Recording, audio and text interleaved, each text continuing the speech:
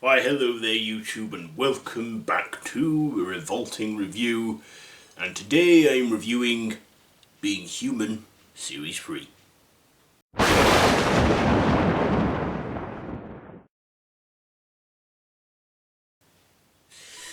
So yes, I'm Random Ross, I forgot to say. Anyway, yeah, Being Human Series 3. So, in the third series of Being Human, after losing Annie and after a lot of bad stuff has gone down in Bristol, George and Mitchell, and now Nina, George's girlfriend, who becomes the regular for this series. So it has Aidan Turner as Mitchell the vampire, or John Mitchell because that's his full name, and we have George Sands the werewolf, played by Russell Tovey, and Nina Pickering, played by Sinead Keener, and not to forget Lenora Critchlow as Annie Sawyer. So, they move away to Barry in Wales, where they buy a B&B, and they find it's perfect. They even have a cellar for George and Nina to transform in, and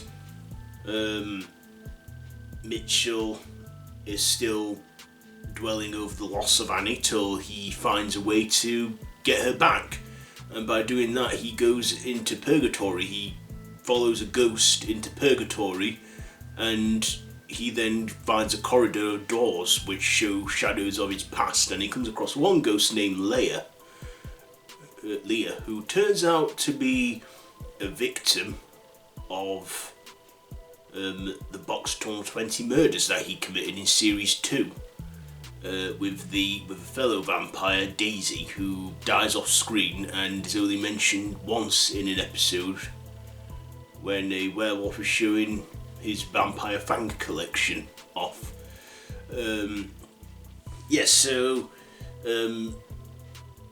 Mitchell, eventually gets Annie back, but at a price.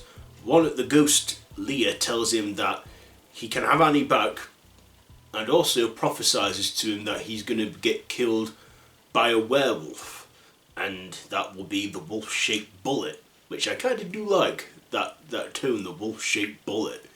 So a werewolf will kill him at one point, and he doesn't know when. But anyways, yeah, we also get some new characters in there. We get, we get Robson Green in there as McNair, and we also get This Is England Michael Soka in it as Tom McNair, his son, well, adopted son, who has been a werewolf since he was a baby because he cursed him as a baby and killed his family, but he eventually finds it out and forgives him because he knew he couldn't control himself as a werewolf and protected him and raised him as his own. We also find that this McNair has a past with Herrick, who was the show's antagonist for Series 1. And he does come back in Series 3, halfway into Series 3. He doesn't have no memory of who he is and doesn't know anything about himself until Nina and George find him in the psychiatric ward in the hospital that they work in. That's what they do as well. I forgot to mention, I never mentioned that once, but Mitchell and George work as hospital porters in a hospital, and they find Herrick in a hospital and look after him because he can't remember anything about himself, but Mitchell is hell-bent on killing him, but also wants to know how he survived because he's not willing to accept that prophecy on how to come back about a wolf-shaped bullet. And we also the big main story arc in this is the Box Tunnel 20, all catching up with him, with Mitchell, and also Annie being brought back from purgatory, and this time they're in Wales. Also, Lenora Critchlow, she gets to change costume in this one. She gets like a new shirt for a few episodes before going back to her old attire. And also, during one full moon, Nina and George lock themselves away together because they have no time to take refuge anywhere else in a full moon, and somehow they might realise that they don't attack or kill one another in a full moon, and they also discover that they conceive a child and Nina is pregnant, and for some reason that's in this mythos of werewolves and being human, werewolves are only made, not born. And that does become the story arc for series 4, their baby, and she's still pregnant throughout the rest of the series. And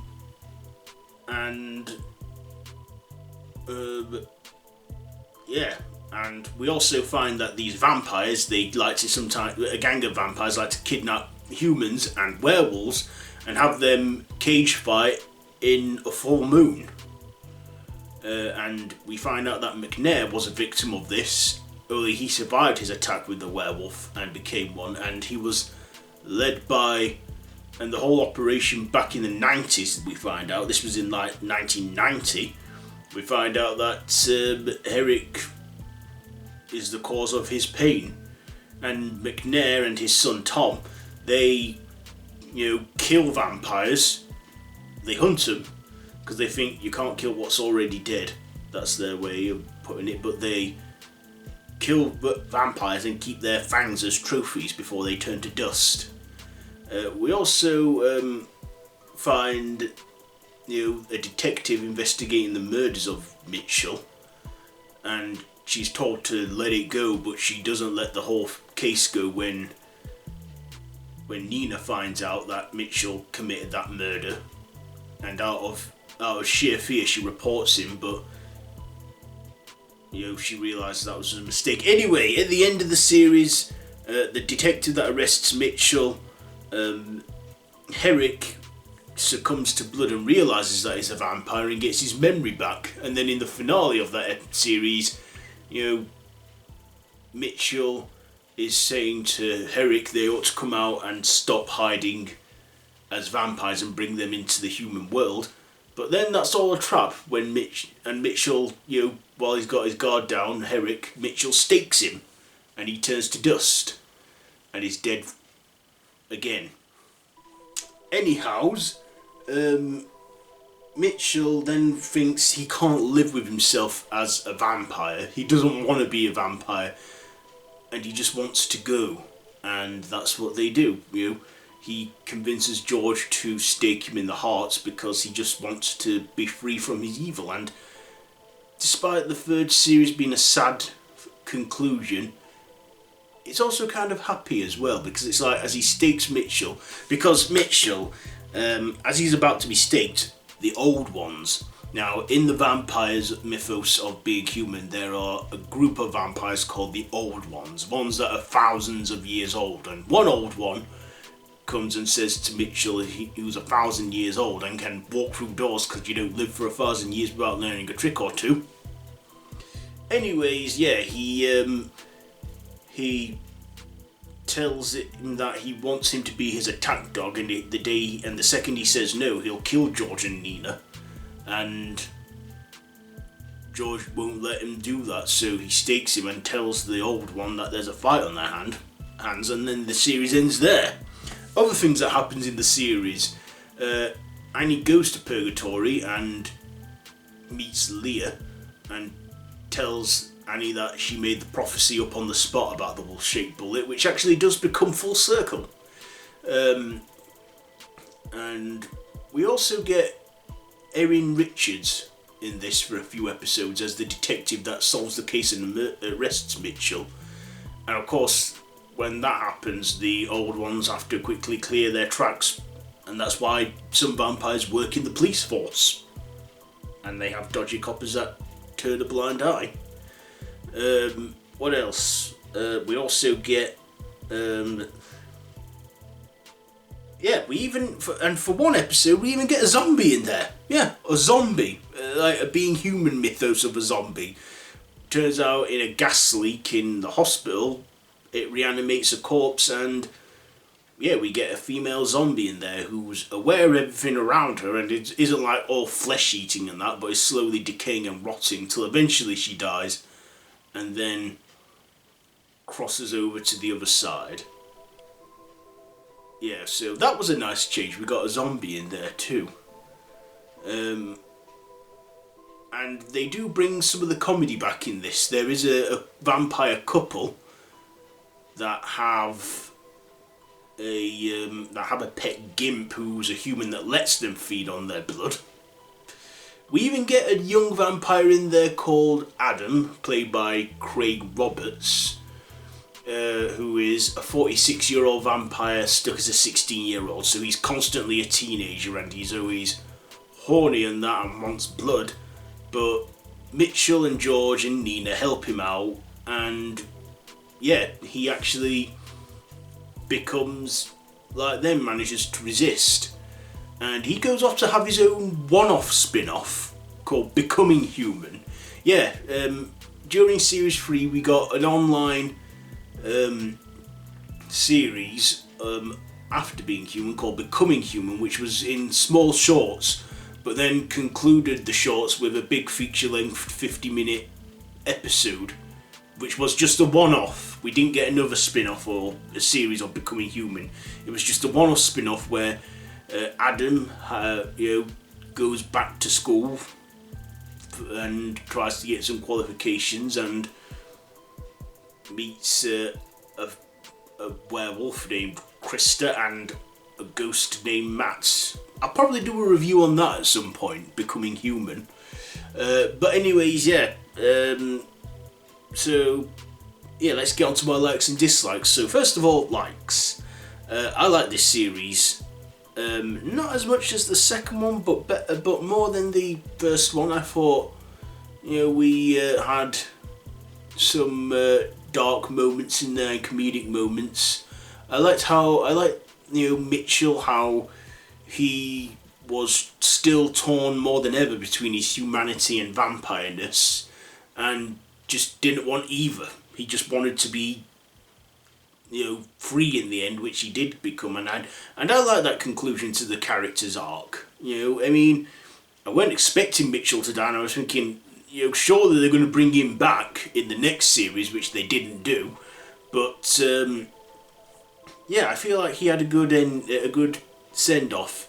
Also, romance forms between him and Annie as well, like some romance, which is nice. They start a relationship, and before Mitchell goes, he tells her that she's the love of his long life. And Mitchell accepts that he's a murderer and he just doesn't want to kill anymore.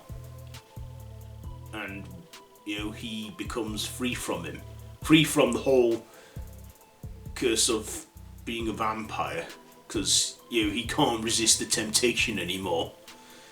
I also like the characters, the relationship between George and Nina, how they are sort of a normal couple between full moons, but also are looking after Mitchell. And I also like the return of Annie, that she still is her old self, but in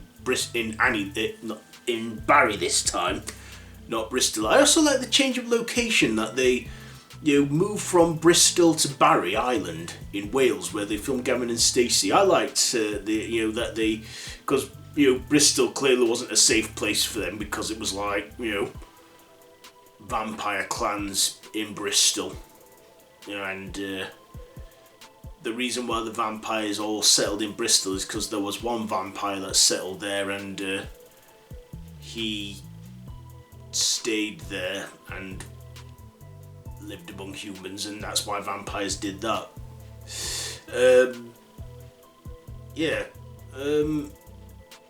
like the characters in this. I also like the character of McNair and his son Tom, and Tom goes on to be a regular character and the replacement for George in Series 4. Yes, Series 4 we do lose a lot of original characters from the first series, which I'll get into when I review Series 4. I also like them characters, and Robson Green's character, and I feel like he doesn't have a good enough end, because it's like in the end of his character he transforms and he is about to kill Herrick, but Herrick has a knife and manages to gut the werewolf and kill him. And Herrick, I like that they brought back Jason Watkins as William Herrick for this one, and he was as well great in this, playing a completely different character to how we knew him in the first series. But then at the end, when he tastes human blood, he goes back to his old self. So I like that we get the return of the old Herrick. I also like that they did get a little bit more comedy in there. They got a little bit wacky and funny in some of the episodes. There was one episode where George reconnects with his father and thinks he's a ghost because his parents split up. But then it turns out he's not dead, and he somehow thinks George is a medium or something. Anyway, his parents get back together, and I like that they do that. That we get to meet George's family. And how he tells them that he's a werewolf, even though they think he's a bit nuts and insane. He actually feels relieved that he's told them that.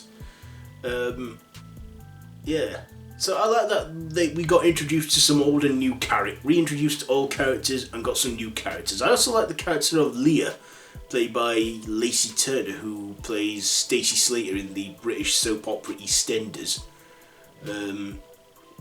She was good in this, even though she was only in 2 episodes, the finale and the premiere and the finale of that series. I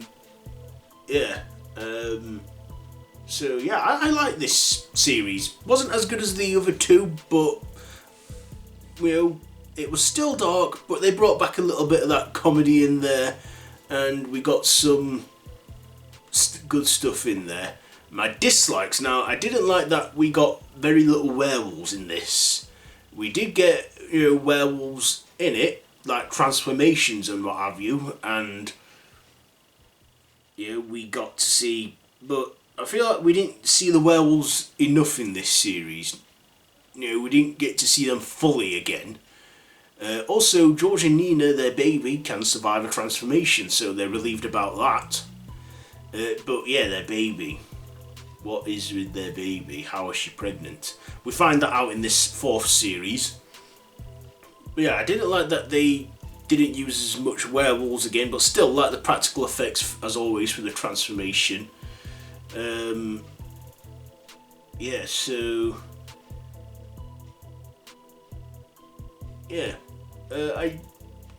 guess I didn't like one episode called The Longest Day. There's an episode in Series 3 called The Longest Day when they get Herrick back, and it's all set in the house, and we got this community nurse that's seeing if everything's okay, which they find George and Nina managed to convince her that it is. And I think that was a bit of a boring episode, so it wasn't too bad for having probably one boring filler episode, but other than that, it was a good series and I enjoyed it. So my ratings now, I'm going to give Being Human Series 3. I'll give it 4 machetes out of 5 because, like I say, wasn't as good as the second series, but probably better than the first one. So yeah, Being Human Series 3. Have you seen this one? Let me know down in the comments below if you have. If you like this video, be sure to give it a big thumbs up. Share with your friends. Feel free to subscribe to my channel if you haven't already, and to hit that notification bell if you want to see more from this channel. No pressure, but you can see it if you want. All my social media links are down below in the description. I have a Facebook group, Twitter, Instagram. So yeah, I haven't been saying this enough in my videos, but I hope everyone's staying safe out there, staying home, keeping well, and until next time, don't have nightmares.